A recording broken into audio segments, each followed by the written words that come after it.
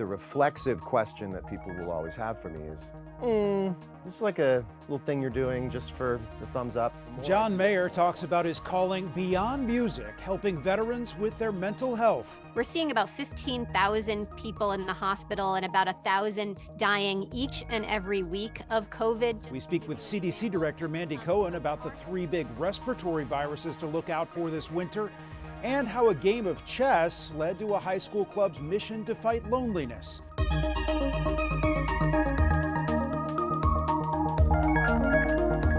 Welcome to Eye on Health, where we focus on stories that affect your physical and mental well-being. I'm Bradley Blackburn.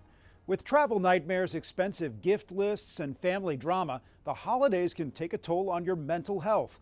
Michael George reports on a new survey showing what stresses us out during the holiday season. For many Americans, the start of the holidays means Santa, shopping, snow, and stress. Are there things that stress you out about the holidays?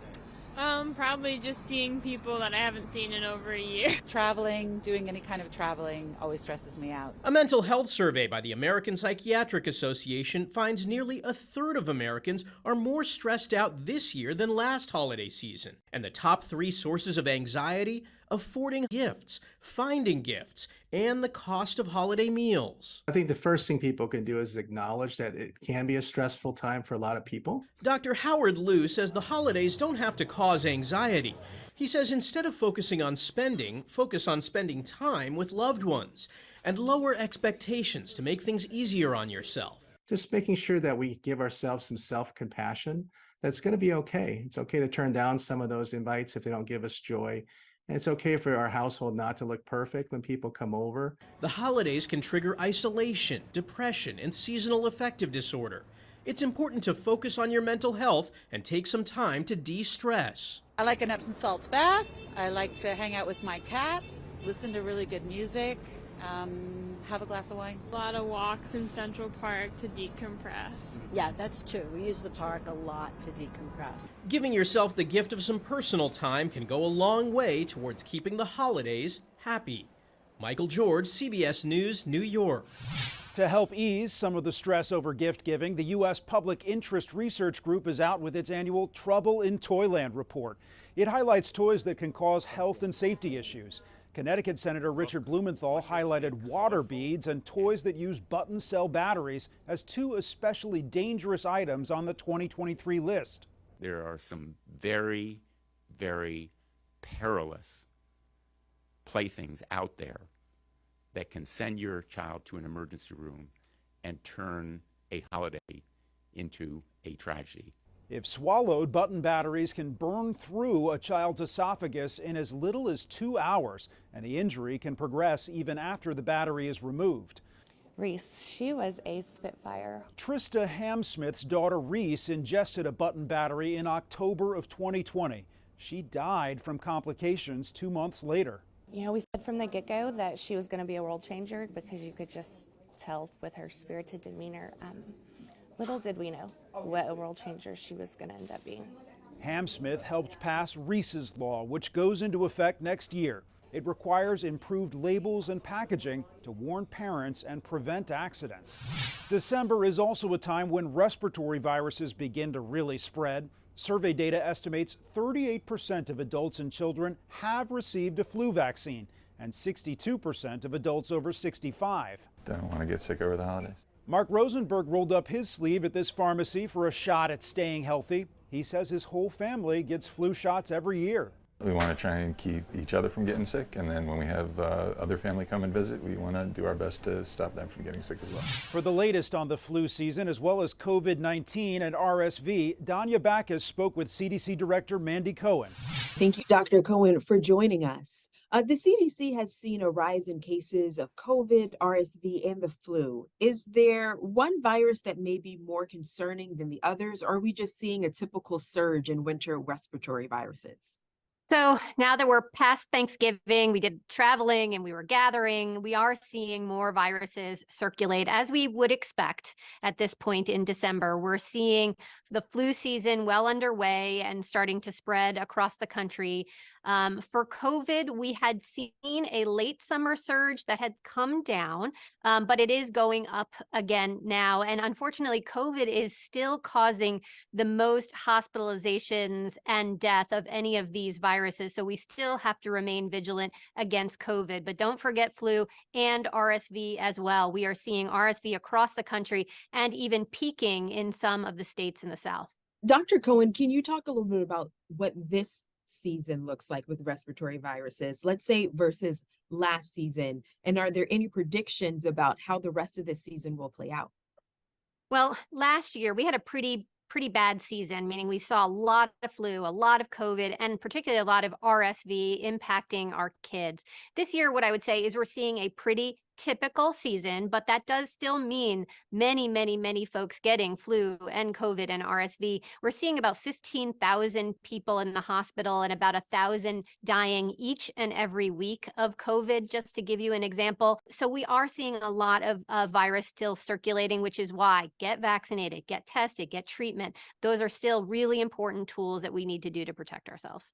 We're seeing the images out of China with the respiratory virus there. You have said that this isn't a new or novel virus to us, but I think the question would be, are we prepared now, after having gone through the COVID pandemic, are we prepared for a possible new or novel virus or another COVID-like virus to hit here?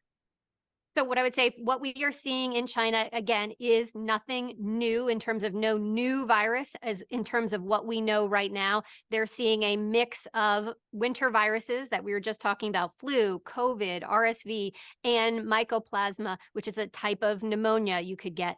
Again, we have tools to protect ourselves. And so we also have systems in place now to make sure that we're understanding these viruses and these bacteria. So for example, the CDC asks folks when they're returning from other countries to volunteer and swab their nose. And we keep an eye on how the viruses are moving around the world and making sure we can stay one step ahead of them. But everyone doing their part, getting vaccinated, getting tested, getting treatment, that all helps us make sure that we are as healthy and protected as we can be going forward. Perfect. Dr. Cohen, thank you so much for joining us. Thank you so much. Now to a different type of flu that's causing concern, bird flu. North of San Francisco, officials in Sonoma County euthanized 250,000 birds at 2 poultry farms. It's one of several California counties dealing with an outbreak.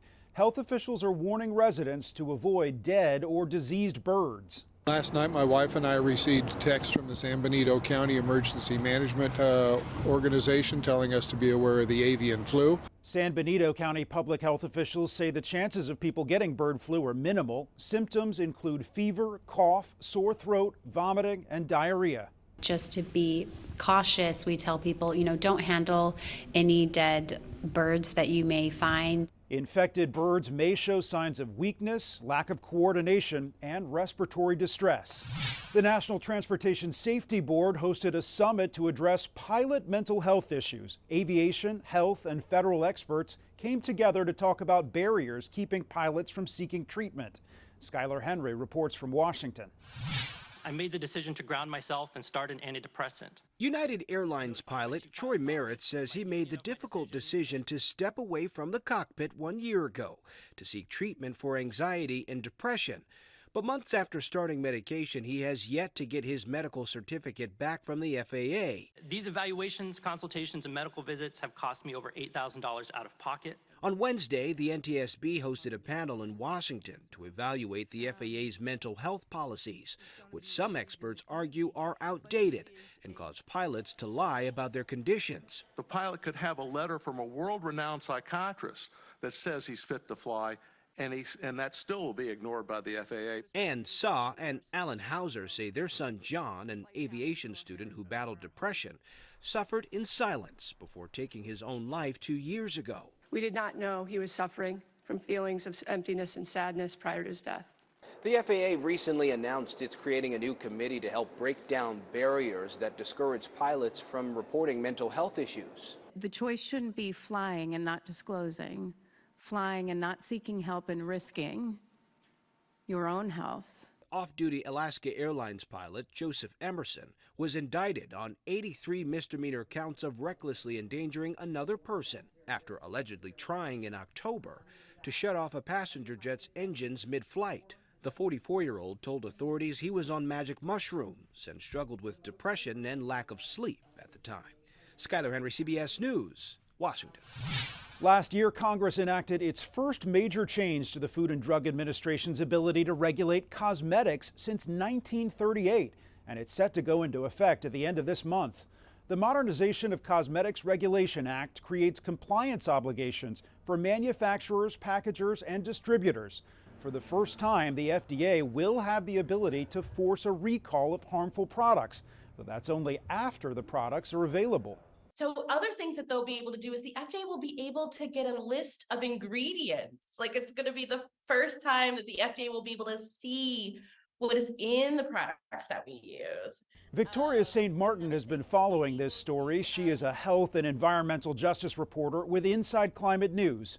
She writes that despite the new law, federal officials are still prevented from taking such actions as requiring independent testing of beauty products before they are sold, prohibiting the use of so-called forever chemicals in cosmetics, and deterring manufacturers from using such labeling or marketing slogans as clean, safe, or non-toxic. Some consumer groups tell St. Martin that the new rules don't go far enough. One of the biggest loopholes is that the FDA won't be able to ensure the safety of a product. Companies are going to have to test the products for safety, right? But the FDA is not going to be able to see the testing, right? And to kind of look at that. European Union nations have outlawed more than 2,400 chemicals in cosmetics, but the U.S. has banned just 11. Coming up, why this 7-year-old is experiencing the joy of Christmas for the first time, and how these high schoolers are helping seniors fight loneliness.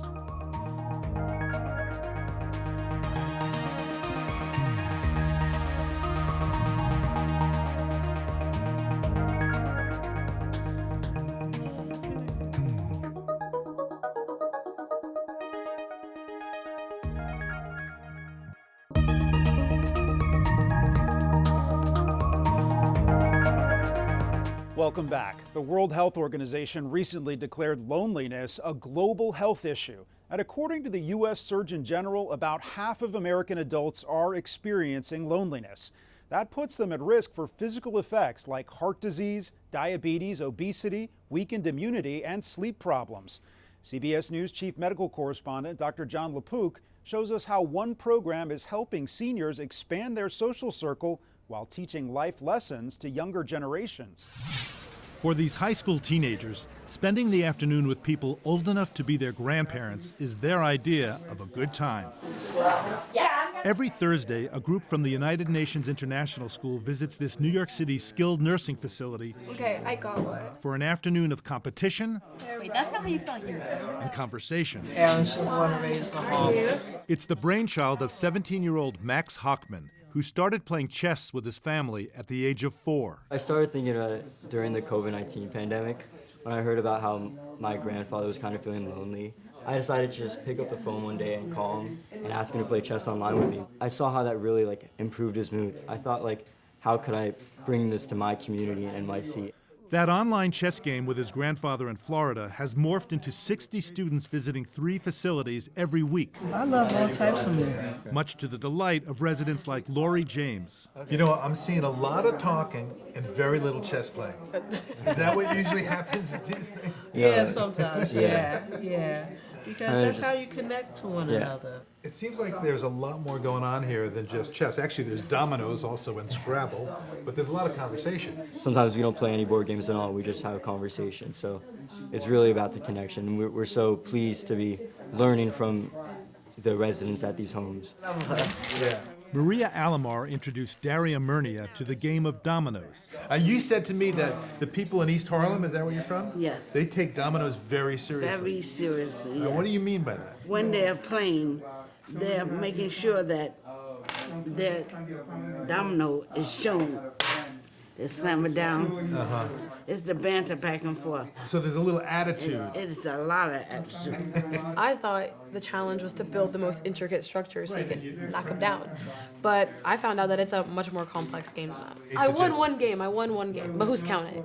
In between chess moves, Luis Sanchez and Hugo Ilmesen discovered they had both lived in Panama. I was showing him some photos of me in Panama and we were talking about it. We speak English and then sometimes we'll speak Spanish. Did it surprise you that students would want to come here and play chess with older people? I think that, there's a desire on their end to have the connection as well. So it's not just, the residents wanting to connect with the youth, but the youth wanting to connect with them. Just knowing that there's still genuine young people out there who's willing to, come and sit with us, take the time out, to connect with the, generations before them. Gives you faith? Yeah. Dr. John LaPook, CBS News, New York. This holiday season is extra special for a Pennsylvania family learning to live with a rare disease. A new treatment is allowing the family to enjoy Christmas with their little girl like they never have before. Stephanie Stahl has more. Do that one first. This is the first holiday that 7-year-old Emma Watson has known and enjoyed. It's like we're brand new parents. Emma has a rare genetic form of epilepsy called Dravet syndrome that causes a constellation of developmental delays. She didn't speak for all 6 years. Nicole Watson says Emma was 4 months old when she had her first seizure and stopped breathing. And we had no idea what had happened to her. It was the scariest moment in my life. It was the start of our life. It became a life filled with medical fears. The seizures kept happening, and there was no diagnosis from doctors. They just kept saying, kids have seizures. It's not a big deal. It's never going to happen again. You knew as a mom that was not normal. You knew this was not normal. The family switched doctors and finally learned through genetic testing what was wrong. Dravet syndrome, seizures, and what goes along with it usually changes every year. Because it's so rare, research and treatments are limited, something Nicole is working to change by raising awareness and funding. Bella. Hi, Bella. Emma is now on a new medication that's reduced the seizures and made her more aware and functional. This Christmas is a whole new revelation. Now, this year, she is so excited. The new medication that Emma just started that really helped her quality of life last year was just approved. This will be a Christmas filled with toys and new beginnings for the Perkisey family, grateful for the strides Emma is making. She's where she's supposed to be for Emma. And this holiday season, they have a simple wish, that it's picture perfect. Stephanie Stahl, CBS News. After the break, the passion project that's turned into a calling for musician John Mayer and the HIV prevention medication many Black women can benefit from.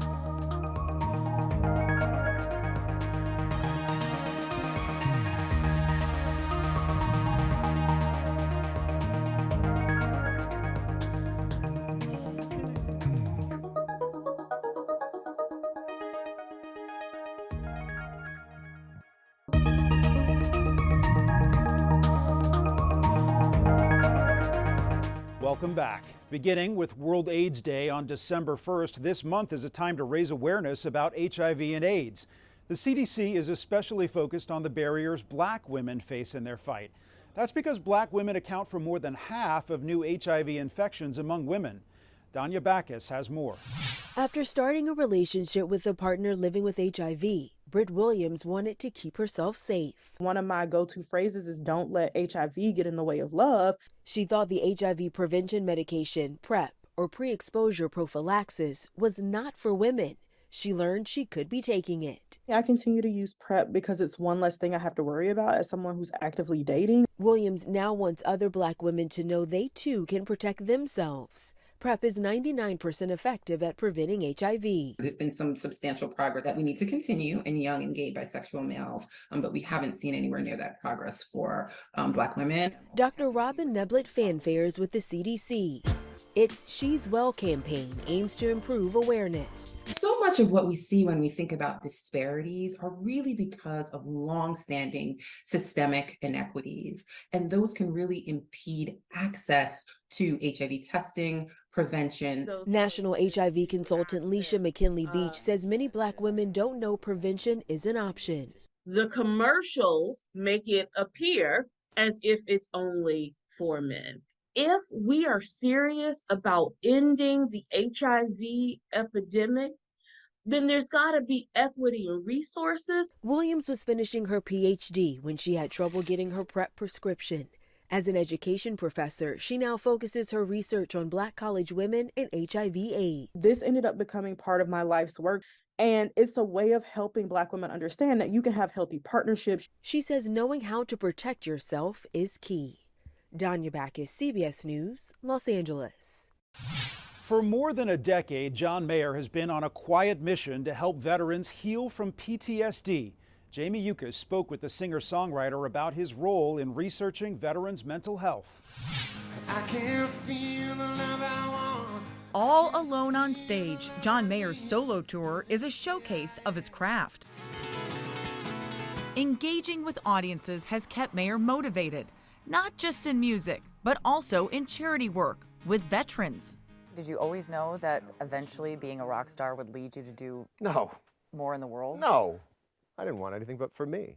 Between shows, this is where you'll find the rock star. And this, by definition, is not a fresh problem. For more than a decade, Mayer's been quietly pursuing research into veterans' mental health. He launched the nonprofit Heart and Armor with $3 million of his own money. To date, the money raised has helped publish 25 peer-reviewed studies, such as the effect of trauma on women warriors. If you can put treating mental health in the same bucket as a life-saving intervention in combat, I think you'd have a lot more people being able to visualize it as what it really is and not you're broken. Mayer's connection to veterans began with a visit to Marine Corps Base Camp Lejeune in 2008. It was not set up as a celebrity visit, so they didn't know I was coming, but it was the most natural way to meet these veterans. From that day forward, Mayer wanted to make more than just music.